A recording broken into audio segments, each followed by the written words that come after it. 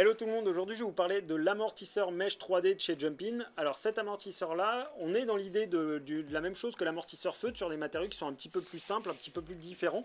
Donc là on est sur de la mousse à mémoire de forme avec une couverture mesh. Donc le mesh va être un petit peu plus respirant et va apporter un esthétique un petit peu différent. Et à l'intérieur on va avoir deux grands panneaux de mousse à mémoire de forme qui vont permettre pareil de jouer le lien entre la selle et l'amortisseur tout en gardant la selle et le tapis pardon.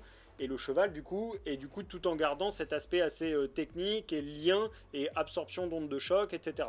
Donc dans l'idée, matériellement et techniquement, on est sur deux panneaux qui sont reliés juste au niveau de la gouttière cervicale et au niveau du garrot. L'idée est toujours la même, s'il est bien dégarroté, bien posé, on va vraiment libérer le mouvement du garrot de bas en haut et vraiment essayer d'alléger au maximum toute cette zone au niveau de la gouttière cervicale, entre les deux panneaux de la selle, là où parfois on a la ligne de dos du tapis qui peut prendre un petit peu de place, etc. De ne pas rajouter de surépaisseur à cet endroit-là et d'essayer de dégager au maximum cette zone.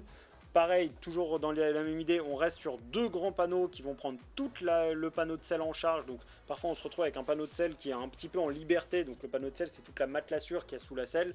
Parfois on se retrouve avec des panneaux de selle qui sont un petit peu en liberté comme ça au-dessus du vide presque je dirais, ou entre le tapis et l'amortisseur. Là on va vraiment avoir tout le panneau de selle qui va pouvoir être bien posé et bien à plat sur l'amortisseur. Donc ça c'est très intéressant.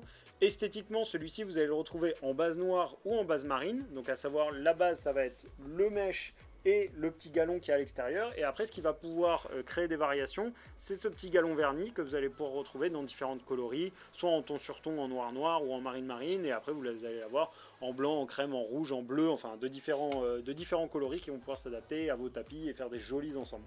Voilà, en termes d'entretien, celui-ci peut éventuellement passer en machine. Moi je déconseille toujours sur tout ce qui est amortisseur pour garder au maximum la matière, vraiment un petit coup d'eau, un petit coup d'éponge éventuellement, ça suffira amplement. Voilà, je pense que je vous ai tout dit sur cet amortisseur. Si jamais vous avez des questions ou quoi que ce soit, n'hésitez pas à nous contacter sur les réseaux sociaux et je vous dis à très bientôt chez Jumpin.